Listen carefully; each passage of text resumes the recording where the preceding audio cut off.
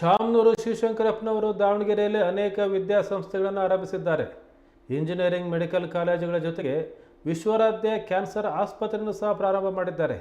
ಇಡೀ ದಾವಣಗೆರೆಗೆ ಕಳೆ ಕಟ್ಟುವಂತೆ ವಿದ್ಯೆಗೆ ಪ್ರಾಮುಖ್ಯತೆ ಕೊಟ್ಟು ಸಂಸ್ಥೆಗಳನ್ನು ಬೆಳೆಸಿದ್ದಾರೆ.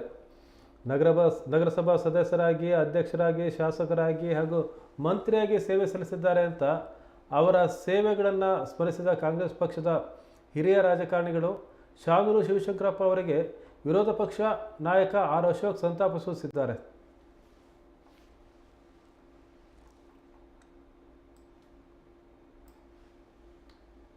ಮೇಟಿ ಅವರದು ಸಂತಾಪ ಸೂಚನೆಯನ್ನು ಮಾಡಿದ್ದಾರೆ. ಅವರು ಸಿಟ್ಟಿಂಗ್ ಮೆಂಬರು.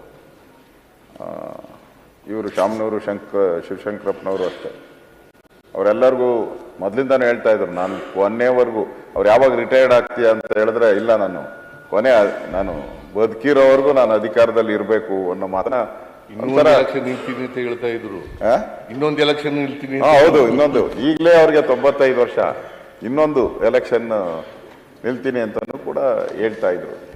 ಅಂದ್ರೆ ಆ ಥರದ ಗಟ್ಟಿ ಮನುಷ್ಯ, ಬಹಳ ಗಟ್ಟಿ. ಅದನ್ನ ಅವರ ಇಡೀ ಜೀವನ ನಾವು ಒಂದ್ಸರಿ ಮೆಲುಕು ಹಾಕ್ಕೊಂಡ್ರೆ, ಅವರು ಪ್ರಾರಂಭದಿಂದನೂ ಕೂಡ 1931 ಅವರ ಹುಟ್ಟಿದ್ದಂಥದ್ದು. ಅದಾದಮೇಲೆ ಅವರು ಶಿಕ್ಷಣ ಸಂಸ್ಥೆಗಳನ್ನು ಪ್ರಾರಂಭ ಮಾಡೋಕ್ಕೆ ಮೊದಲು 1972ರಲ್ಲಿ ಬಾಪೂಜಿ ವಿದ್ಯಾಸಂಸ್ಥೆಯ ಗೌರವ ಕಾರ್ಯದರ್ಶಿಯಾಗಿ ಪ್ರಾರಂಭ ಮಾಡಿದ್ರು. ಮುಖ್ಯಮಂತ್ರಿಗಳು ಹೇಳಿದ ರೀತಿ ಇವತ್ತು ದಾವಣಗೆರೆ ಅಂತ ಹೇಳಿದ್ರೆ ದೊಡ್ಡ ಒಂದು, ಎಲ್ಲಿ ನೀವು ಆ ಹೈವೇನಲ್ಲಿ ಹೋಗ್ತಾ ಇದ್ರೆ ಎಡಗಡೆ ಬಲಗಡೆ ಎರಡೂ ಕೂಡ ವಿದ್ಯಾಸಂಸ್ಥೆಗಳೇ. ಆಸ್ಪತ್ರೆ ಇರ್ಬೋದು, ನಾನು ದಾರಿಯಲ್ಲಿ ಕ್ಯಾನ್ಸರ್ ಆಸ್ಪತ್ರೆನೂ ನಿರ್ಮಾಣ ಮಾಡಿದ್ದಾರೆ.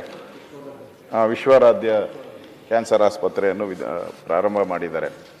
ಅಂದರೆ ಇಡೀ ದಾವಣಗೆರೆಗೆ ಒಂದು ಕಳೆ ಕಟ್ಟೋ ರೀತಿ ವಿದ್ಯೆಗೆ ಒಂದು ಪ್ರಾಮುಖ್ಯತೆಯನ್ನು ಕೊಟ್ಟು ಈ ಸಂಸ್ಥೆಯನ್ನು ಬೆಳೆಸಿದ್ದಾರೆ. ನಗರಸಭಾ ಸದಸ್ಯರಾಗಿ, ಅಧ್ಯಕ್ಷರಾಗಿ, ಶಾಸಕರಾಗಿ, ಮಂತ್ರಿಯಾಗಿ, ಅದು ಸಿದ್ದರಾಮಯ್ಯನವ್ರ ನೇತೃತ್ವ ಸರ್ಕಾರದಲ್ಲಿ ತೋಟಗಾರಿಕೆ, APMC ಸಚಿವರಾಗಿಯೂ ಕೂಡ ಕೆಲಸ ಮಾಡಿದ್ದಾರೆ. ಸೊ ತೋಟಗಾರಿಕೆ ಅವರು ಬಸವರಾಜ ಬೊಮ್ಮಾಯಿಯವರಿದ್ದಾಗಂತೂ, ಅವರು ಮುಖ್ಯಮಂತ್ರಿ ಆಗಿದ್ದಾಗ ವಾರಕ್ಕೊಂದು 4 ಸರಿ ಅಲ್ಲಿ ಅವರ ಆಫೀಸಲ್ಲಿ ಇರೇ ಇರೋರು. ನಾನು ನೋಡೇನಲ್ಲ, ಬಂದಾಗ ಹೋಗಿ ಅಲ್ಲಿ ಕೂತಿರೋರು. ನಾನು ಬೊಮ್ಮಾಯಿಯವರ ಹತ್ರ ಹೋಗ್ತಾ ಇದ್ದೆ, ಅವರು ಗ್ಯಾರಂಟಿ ಅಲ್ಲಿ ಇರೋರು. ಅಂದರೆ ಕ್ಷೇತ್ರದ ಕೆಲಸ, ಸಮಾಜದ ಕೆಲಸ, ಮತ್ತೆ ಬಹಳ ನಿಷ್ಠೂರವಾಗಿ ಮಾತಾಡ್ತಾ ಇದ್ರು. ಅವರು ವೀರಶೈವ ಮಹಾಸಭಾದ ಏನಾದರೂ ಪ್ರಶ್ನೆಗಳು ಬಂದಾಗ ಧೈರ್ಯವಾಗಿ ಹೇಳ್ತಾ ಇದ್ರು, ಧೈರ್ಯವಾಗಿ ಅರಸ್ಕೊಂತ ಇದ್ರು. ಇವ್ರು ಹೇಳಿ ಸ್ಟೇಟ್ಮೆಂಟ್ಗೆ ಯಾರು ವಿರುದ್ಧ ಹೇಳೋಕ್ಕಾಗಲ್ಲ.